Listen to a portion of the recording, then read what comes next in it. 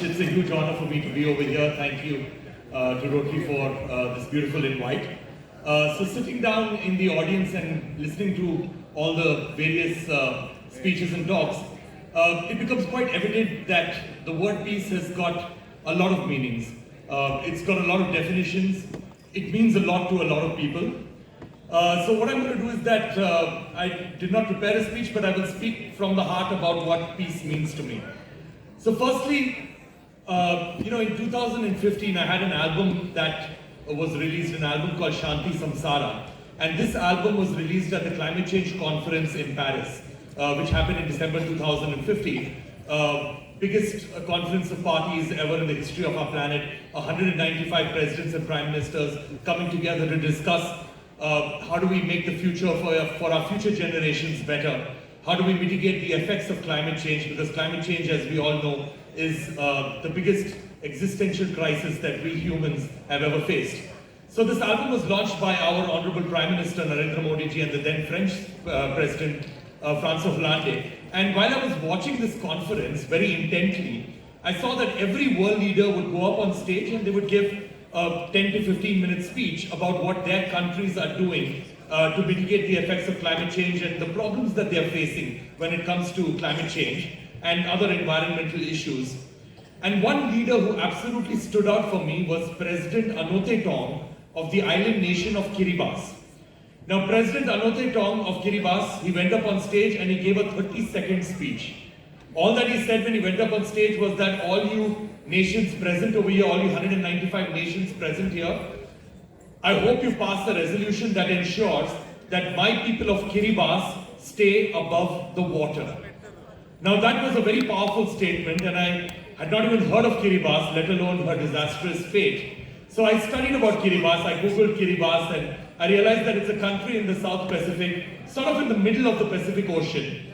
And very low-lying atoll islands, currently 21 inhabited islands, very low-lying islands. And it is predicted that they're going to be the first country in the world to go completely underwater due to climate change. And it's irreversible as of now. Which means that during our lifetime, the tallest point in any of the islands is going to go completely underwater. They're going to be completely submerged. And we are going to have to redo our maps and our globes. Because the part where Kiribati is, we're going to have to paint it in blue. Because the entire nation is going to disappear. So I had to see things for myself. I went to Kiribati.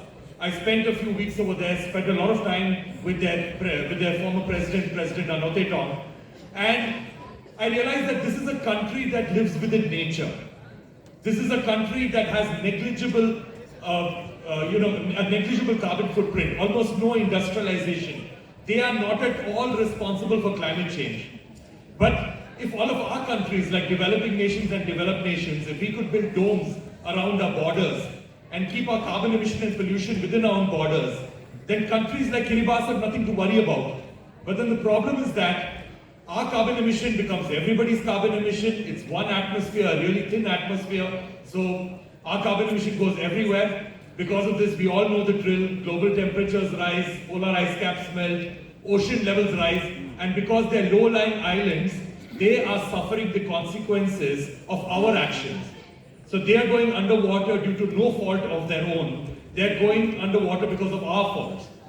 And their president told me something that was really important. He said that currently, because we're low-lying islands, we are on the front line of climate change. Because they're going to fall. And he said that when we fall and when we go underwater, that front line will keep receding and moving backwards till those countries and those people who felt that they would never be affected by climate change will be affected. And that is the reality of the situation. So what I'm trying to say with this story is that this is what peace is all about, because at the end of the day, we cannot do much about Kiribati's disastrous fate because during our lifetime, they're definitely going to go underwater. But what we can do is use Kiribati as a very strong example to showcase, first of all, that climate change is not some vague phenomenon that may or may not happen in the future. Climate change is absolutely real, it is human-induced, and our actions sitting down over here, which we may consider to be peaceful, are having disastrous consequences on people on the other side of the world, and we need to understand and think like a species. Now the second thing is